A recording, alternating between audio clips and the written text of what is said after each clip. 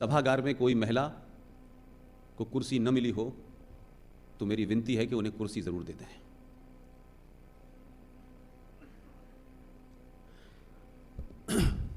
ख़वातीन व हज़रात, मेरे बुजुर्ग, मेरे हम उम्र और नौजवान साथियों, मुझे चंद मिनट लगेंगे अभी ये समझने में कि रात के 9 बजे भी राष्ट्रवाद पे बात हो सकती है।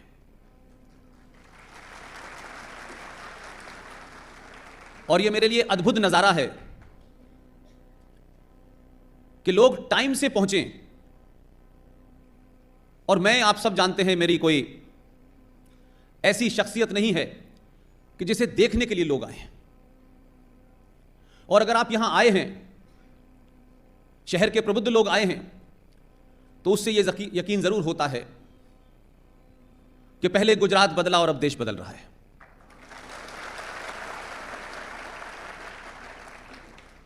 मैं अक्सर अपनी बातों में वो बात कहने की कोशिश करता हूं जो लोगों को पॉलिटिकली इनकरेक्ट लगती है। मुझे लगता है इस देश में पॉलिटिकली करेक्ट होने के चक्कर में यह देश इनकरेक्ट हो गया है। लिहाजा पदों पे बैठने वाले लोग, सत्ता में जाने वाले लोग, इंस्टीट्यूशन चलाने वाले लोगों की यह मजबूरी हो सकती है कि वो पॉलिटिकली करेक्ट रहें। लेकिन मैं एक बात ईमानदारी से और बड़ी ताकत के साथ कहना चाहता हूं, वो तमाम लोग जो सत्ता में हैं, व्यवस्था में हैं, इस देश के चलाने में जो भी उनकी भूमिका है, वो ये तय कर लें कि वो राष्ट्र को बचाना चाहते हैं या अपनी नौकरी बचाना चाहते हैं। नौकरी आएगी जाएगी, सत्ता आएगी जाएगी, पार्टियां बनेंगी टूटेंगी, लेकिन राष्ट्र परमानेंट है। और जो लोग राष्ट्र की परिभाषा सड़कों से, सफाई अभियान से लगाते हैं, मुझे लगता है कि 70 साल और 1000 साल गुलामी के कालखंड के कारण न सिर्फ आपने अपनी पहचान खोई, आपने अपनी भाषा खोई, बल्कि 1000 साल में आपको यह समझाया गया कि आप गुलाम थे, आप जातियों में बटे थे, आपका कोई इतिहास नहीं है, आपके यहां कोई शूरवीर पैदा ही नहीं हुआ, आपका इतिहास इस तरह से लिखा, आपके बच्चों को जो कोर्सेज में पढ़ाया जा रहा है वो तमाम ऐसी बातें हैं कि भारतीय जो संस्कृति है, जो सनातन संस्कृति है, जिसकी 5000 साल पुरानी है, जिसके आदर्श और मूल्यों पे यह देश खड़ा हुआ है, उसी को सबसे ज्यादा नकारा गया इस देश के अंदर। और एक डिजाइन के तहत नकारा गया। कोशिश की गई कि हमारे समाज में जो भी हमारे ऐसे आइकॉन हैं जिससे हम प्रेरणा लेकर के हम इस देश को वो देश बनाएं जो ये पिछले 1000 साल के कालखंड में पटरी से उतर गया है।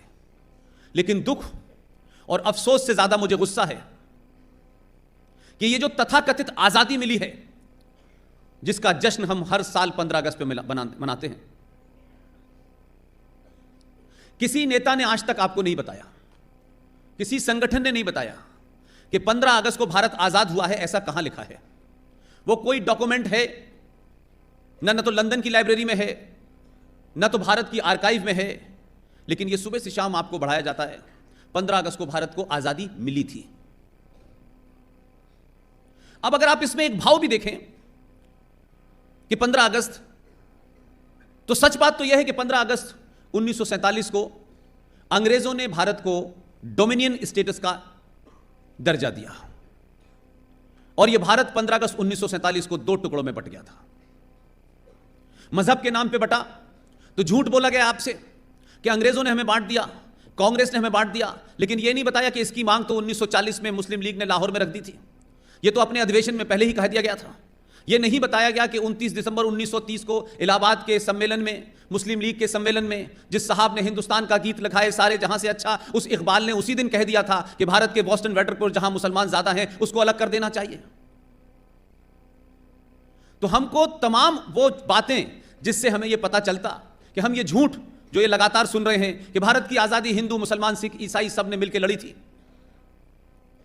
तो यह मुमकिन नहीं है कि एक लड़ाई आप 100 साल से साथ साथ लड़ रहे थे, आपका गोल एक था, आपका लक्ष्य एक था, लेकिन यकायक कैसे हो सकता है कि जब आजादी जो तथाकथित है, जब वो मिलने को आई तो एक वर्ग खड़ा हो गया, उन्होंने कहा हमें तो मजहब के नाम पे अपना मुल्क चाहिए। वो कौन लोग थे जिन्होंने मुल्क मांगा, और उनसे ज्यादा खतरनाक वो कौन लोग थे जिन्होंने दिया। उनका नाम क्यों नहीं सार्वजनिक किया जाता? उनके बारे में इतिहास में क्यों नहीं पढ़ाया जाता?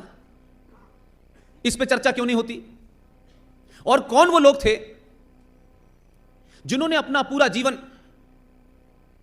एक शब्द कॉइन किया गया, नॉन वायलेंस, अहिंसा।